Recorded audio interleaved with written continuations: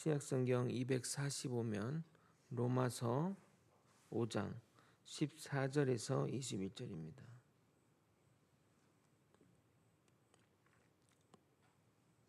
저와 번갈아 교독한 후에 마지막 절 함께 읽겠습니다.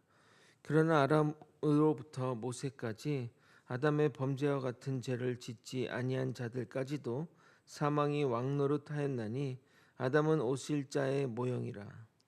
그러나 이 은사는 그 범죄와 같지 아니하니 곧 한 사람의 범죄를 인하여 많은 사람이 죽었은즉 더욱 하나님의 은혜와 또한 한 사람 예수 그리스도의 은혜로 말미암은 선물은 많은 사람에게 넘쳤느니라.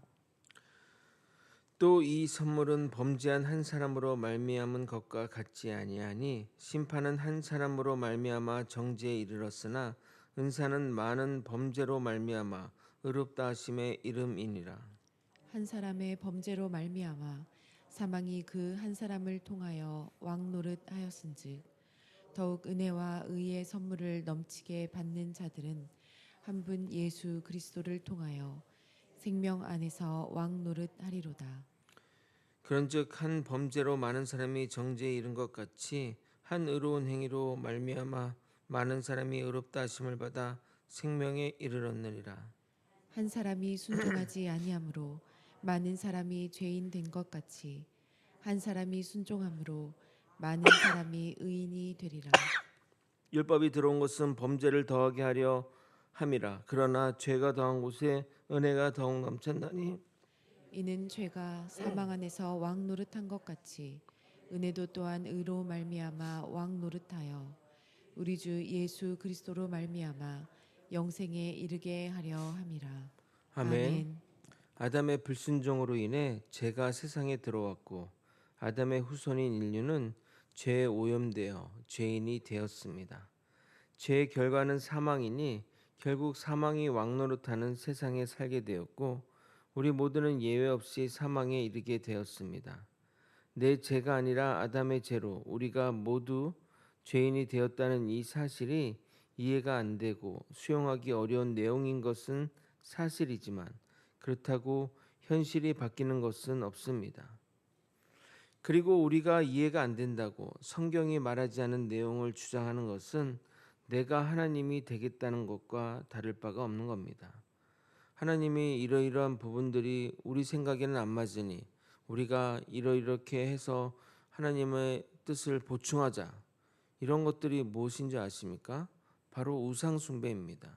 내가 만든 신을 섬기는 것이 바로 우상 숭배이기 때문입니다. 우리는 하나님이 정하신 선을 지켜야 합니다. 모르는 것을 모른다고 하는 것은 용기 있는 것입니다. 그리고 사실 하나님이 우리에게 하나님이 만드신 세계의 법칙을 다 알려줄 의무도 없다는 것을 깨달았으면 좋겠습니다. 그러나 우리가 천국에 가게 되면 하나님이 분명히 알려줄 것이고 그곳에서 이 모든 것을 명확하게 깨닫게 될 것입니다. 오늘은 어제와 달리 다른 분위기의 말씀이 전해질 것입니다. 그동안은 억울하고 답답한 내용이었다면 오늘은 은혜의 말씀이 전해질 것입니다.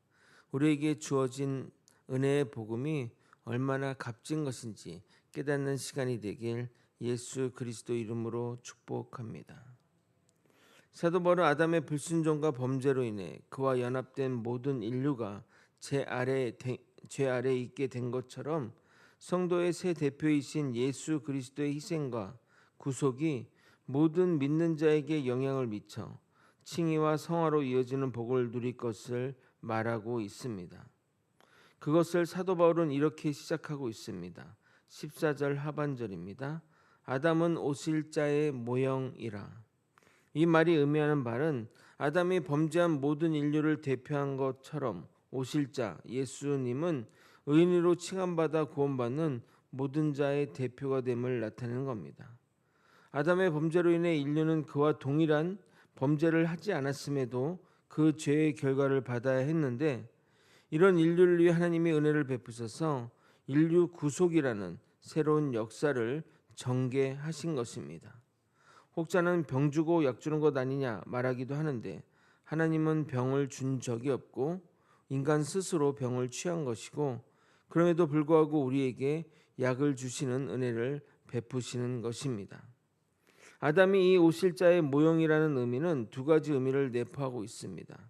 첫 번째는 오실 분이 인간의 몸으로 오신다는 겁니다. 두 번째로 오실 그분이 아담의 죄를 대체할 것이라는 것입니다. 그러나 예수님이 아담의 모형이라고 해서 아담과 같은 역할을 하는 것은 아닙니다. 아담은 우리를 죽음으로 몰고 갔지만 예수는 우리를 생명으로 이끌고 갈 것입니다. 15절을 여러분이 한번 읽어보도록 하겠습니다.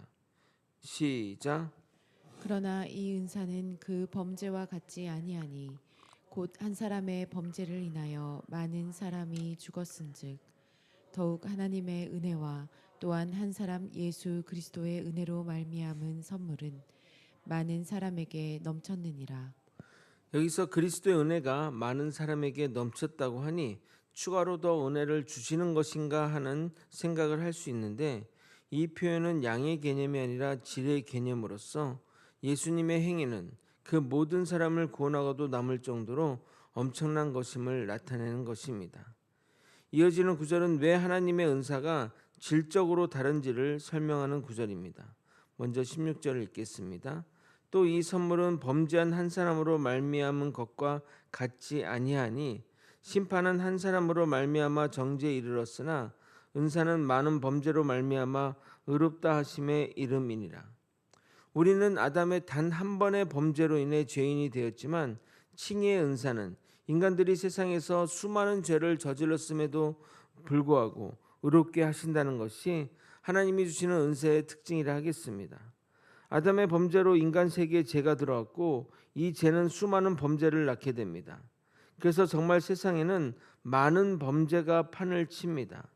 그 수많은 범죄를 인간이 저지름에도 불구하고 하나님의 은혜로 우리를 의롭게 하시는 것입니다. 모든 시대를 통해 축적된 죄와 죄책이 하나님의 값없는 은사로 인해 의롭게 된다는 것은 하나님의 은사가 얼마나 대단한지를 보여주는 것입니다. 그리고 단 하나의 죄로 인해 인간이 죄인 된다는 것은 하나님의 거룩하심이 얼마나 완벽한지를 보여주는 것이라 하겠습니다. 우리 하나님은 완전하셔서 단 하나의 죄도 용납하실 수 없으신 분이십니다. 이어지는 구절은 비슷한 말처럼 여겨지지만 죄의 결과, 즉 죄책과 관련된 말씀입니다. 죄가 그를 죄인으로 만든 것은 결국 사망으로 이끌고 가는데 하나님의 은사는 그를 의인으로 만들어 생명으로 나아가게 한다는 것입니다. 17절입니다. 한 사람의 범죄로 말미암아 사망이 그 한 사람을 통하여 왕노릇 하였은즉 더욱 은혜와 의의 선물을 넘치게 받은 자들은 한 분 예수 그리스도를 통하여 생명 안에서 왕노릇 하리로다. 여태까지 내가 범죄한 것도 아닌 것을 인해 죄책을 받아야 하는 것에 불만을 표출했지만 한 의로운 행위가 우리의 죄를 대속하고 우리를 생명에 이르게 한다는 것에는 어떤 반응을 나타내시겠습니까? 그것 또한 말도 안 된다며 아담의 죄가 왜 내 죄가 되가 하는 것처럼 예수님의 대속이 왜 내 대속이 되냐 따지겠습니까? 하나님의 일하심은 동일하십니다. 한 사람의 범죄로 우리가 죄인이 된 것처럼 하나님의 의로움이 우리를 다 의인 만들 수 있는 것입니다. 18절을 여러분이 한번 읽어보도록 하겠습니다. 시작. 그런즉 한 범죄로 많은 사람이 정죄에 이른 것 같이 한 의로운 행위로 말미암아 많은 사람이 의롭다 하심을 받아 생명에 이르렀느니라. 아멘. 이어지는 19절은 범죄의 원인이 불순종이고 의롭게 되는 결과가 순종임을 알려줍니다. 우리의 믿음 생활에서 가장 중요한 것을 꼽으라면 순종입니다. 예수님은 죽기까지 순종함으로 의의 열매인 생명을 얻었습니다. 아담은 하나님 같이 되고자 하나님께 불순종하여 죽음이라는 결과를 낳은 것입니다. 왜 우리는 하나님께 이렇게 순종하지 못하는 것일까요? 그것은 우리가 주도권을 가지려 하기 때문입니다. 우리는 청지기입니다. 시키는 대로 행하는 자여야 합니다. 노예에게 불순종이란 단어는 존재하지 않습니다. 노예가 불순종하면 죽는다는 명백한 의식이 있기 때문입니다. 우리도 마찬가지입니다. 불순종은 죽음이라는 이 명백한 사실 앞에 어떤 죄와 어떤 유혹에도 흔들려서는 안 될 것입니다. 19절입니다. 한 사람이 순종하지 아니함으로 많은 사람이 죄인 된 것과 같이 한 사람이 순종하심으로 많은 사람이 의인이 되리라. 아담의 범죄 이후로 많은 시간이 흘러 율법이 주어졌습니다. 이 율법을 통해 인간들은 죄가 무엇인지 알게 되었고 죄의 심각성을 또한 알게 되었습니다.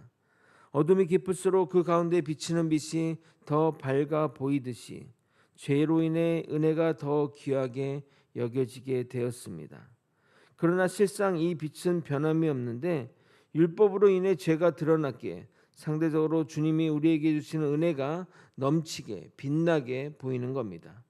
즉 과거에는 죄를 죄로 인식하지 못해서 죄가 많은지 몰랐는데 율법을 통해 죄를 깨닫게 되니 하나님의 은혜가 더 넘치게 보인다는 말입니다. 20절입니다. 율법이 들어온 것은 범죄를 더하게 하려 함이라. 그러나 죄가 더한 곳에 은혜가 더욱 넘쳤나니. 예를 들어 과거에는 먼지가 많다 적다를 감각적으로 깨달았는데 요즘은 관측 기술의 발달로 먼지 농도뿐만 아니라 미세먼지 농도까지 알게 되니 깨끗한 공기의 소중함을 더 알게 된다는 것입니다. 마찬가지로 율법으로 인해 그리스도의 의를 힘입는 자가 느끼는 은혜는 더욱 커지게 되는 겁니다. 지금까지 진술한 모든 것을 종합하여 사도 바울은 이 한 문장으로 정리합니다. 21절을 읽고 설교를 마무리하도록 하겠습니다. 이는 제가 사망 안에서 왕노릇한 것 같이 은혜도 또한 의로 말미암아 왕노릇하여 우리 주 예수 그리스도로 말미암아 영생에 이르게 하려 함이라. 말씀을 정리하겠습니다. 아담은 예수 그리스도의 모형입니다. 죄가 아담의 불순종으로 비롯된 것처럼 의는 예수의 순종으로 비롯되고 죄가 우리를 사망으로 이끌듯이 의는 우리를 생명으로 이끕니다. 이 의는 하나님의 은혜로 주어진 것입니다. 은혜가 왕노릇하는 자의 삶은 영생에 이르게 되고 죄가 왕노릇하는 자는 사망에 이르게 됩니다. 우리 모두 우리 삶을 주관한 것이 무엇인지 깨달아 잘못된 것이면 바로 고치고 잘된 길로 나아가고 있다면 더욱 의를 강화하여 하나님 안에 거하는 우리 모두가 되시길 예수 그리스도 이름으로 축원드립니다. 기도하시겠습니다. 하나님 아버지, 우리가 하나님께 순종함으로써 하나님의 의의 자녀가 되어 예수 그리스도로 말미암아 생명의 길로 나아가는 우리 모두가 되게 도와주시옵소서. 다른 길 다른 어떤 것에도 유혹되지 않고 오직 주 예수 그리스도만 바라보며 나아가는 우리 모두가 될 수 있도록 역사하여 주시옵소서. 이 모든 것 우리 주 대신 예수 그리스도 이름으로 기도드리옵나이다. 아멘.